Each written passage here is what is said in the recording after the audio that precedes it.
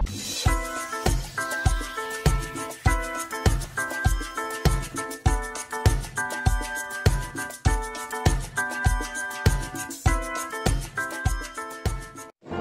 activity of the day, lunch here in City Mall. Just in front of Fairways and Blue Water. So dito muna kami magla-lunch. Nasal, Chowking, Jollibee. So nandito po kami sa Two Seasons dito sa Boracay. And meron silang mga Japanese koi. Ang lalaki. Ito po ang beach ng Boracay.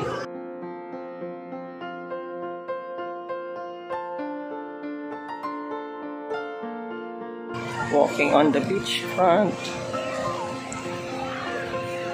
Daming mga nagpa-parasailing.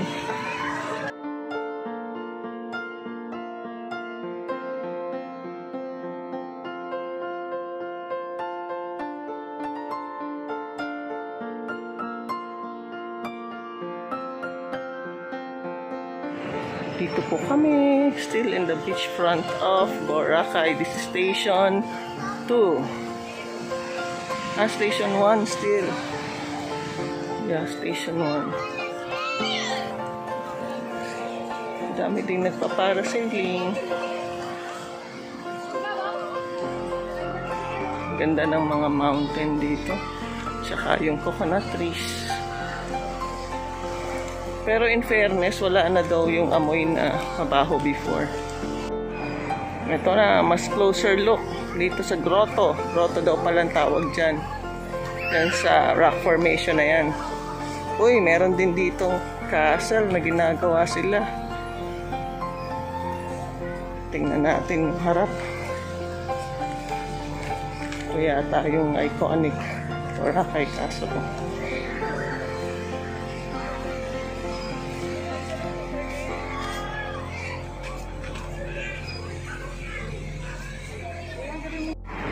So, andito na po kami ngayon sa tapat ng grotto.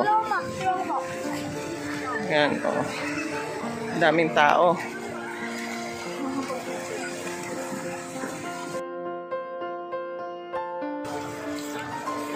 So, yan po yung pinupuntahan dito.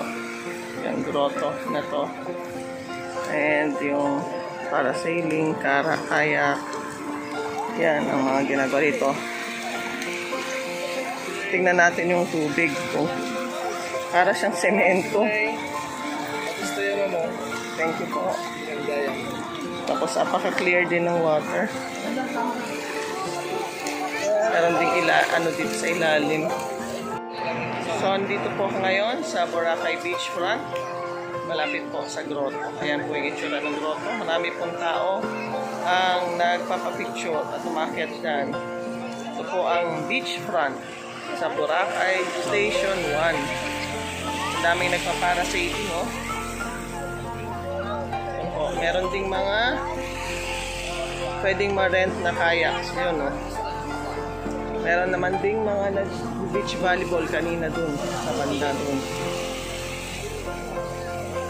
Tayo ngayon sa May Jonas para bumili ng mga shake.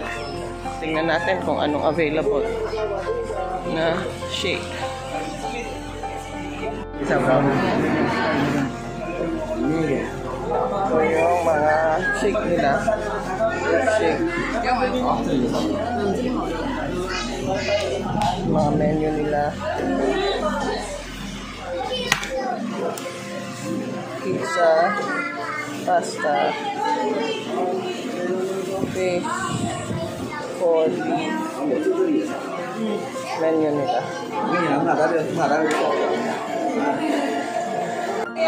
Try po natin yung watermelon.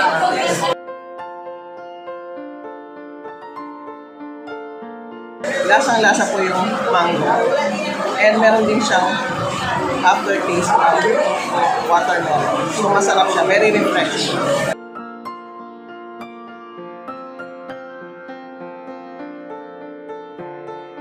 Next, try naman natin yung mango milk.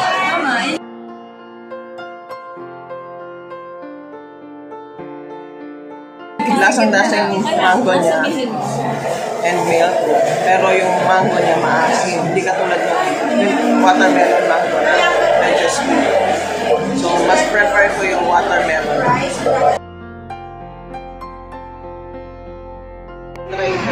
Try po natin yung chocolate, banana, Vanilla. vanilla. Very chocolate siya. Very rich, creamy. Wala akong malasahan ng fruit actually.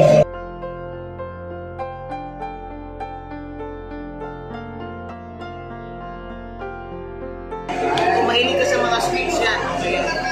Enjoy mo yan. Ano naman, mango pineapple.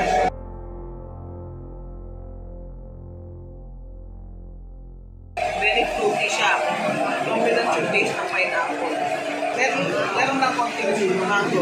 Pero mas dominant yung pineapple. Dominant yung pineapple. So, ito i-try nyo. Masarap ko. Watermelon mango. Very refreshing. So, we're here at Tenancy Breeze in Boracay to try a deer buffet.